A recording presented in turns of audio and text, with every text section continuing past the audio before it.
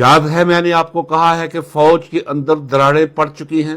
یاد ہے میں نے کہا ہے کہ اگرچہ آپ کو یہ سارے خاموش نظر آ رہے ہیں کور کمانڈرز، مگر یہ مت مانیے، یہ مت جانیے، یہ مت گمان کیجئے، یہ اندازہ غلط ہے کہ سارے کے سارے بے غیرت ہیں. اور دوسری بات میں آپ کو یہ بتاتا چلا رہا ہوں، یاد کیجئے کہ اللہ تبارک و تعالیٰ خود نیچے نہیں آتے کوئی ڈنڈا سوٹا پکڑ کے. وہ کہتے ہیں کہ انسان کا دل میری انگشت شہادت اور انگوٹھے کے درمیان جیسے انسان تو کوئی چیز پکڑتا ہے اسے جدھر چاہتا ہے گھما سکتا ہے، اس طرح انسانوں کے فؤاد، ان کے دل اسی طرح میں نے پکڑے ہوئے ہیں، جدھر میں چاہتا ہوں ادھر موڑ دیتا ہوں. آج سے 4 دن پہلے GHQ میں میٹنگ ہوئی، جس میٹنگ میں جنرل نعمان ذکریہ نے شدید اختلاف کیا جنرل عاصم منیر کے ساتھ. جنرل عاصم منیر نے مائک بند کروا دیا، جنرل نعمان ذکریہ نے مائک کے بغیر بولنا شروع کر دیا، جس طرح میں اس میز کے پار بیٹھ کے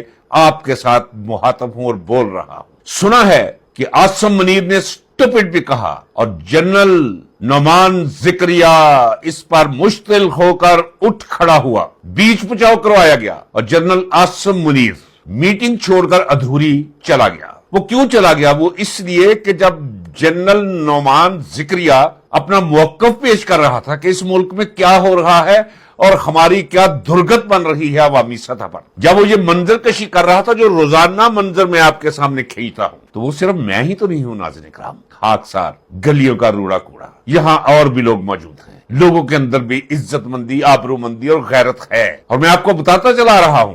یاد ہے میں نے 2 دن پہلے کہا ہے، بلکہ کل والی ویڈیو میں بھی کہا ہے کہ ناظرین کرام آپ منتظر رہیے، اسے فوجی جنرل گرفتار کریں گے یا اس کا کام تمام کریں گے.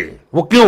وہ اس لیے ناظرین کرام کہ میں نے دیکھا ہے، پہلے سنا تھا پھر بغور دیکھا ہے، گلی محلے کی سطح ہو یا شہر کی، اقتدار کا دائرہ ہو یا چودراہٹ کا، جس نے بھی عت اٹھائی ہے اس نے خدا کے ویر اور دشمنی کو دعوت مبارزت دی ہے اور پھر خدائی قانون حرکت میں آ گیا ہے. میں نے دیکھا ہے ناظرین کرام، اور میں محسوس کر رہا ہوں کہ جس مقام پر یہ متکبر، یہ کسی القلب شخص، یہ ذہنی مریض، یہ ملک دشمن، یہ قوم کا دشمن، یہ غیرت و حمیت ملی کا دشمن جس مقام کو چھو رہا ہے، وہاں خدائی قوانین حرکت میں آ جاتے ہیں. ناظرین کرام وہ حرکت میں آ چکے ہیں. اب یقین جانیے جو آگے ہونے جا رہا ہے وہ میں دیکھ رہا ہوں.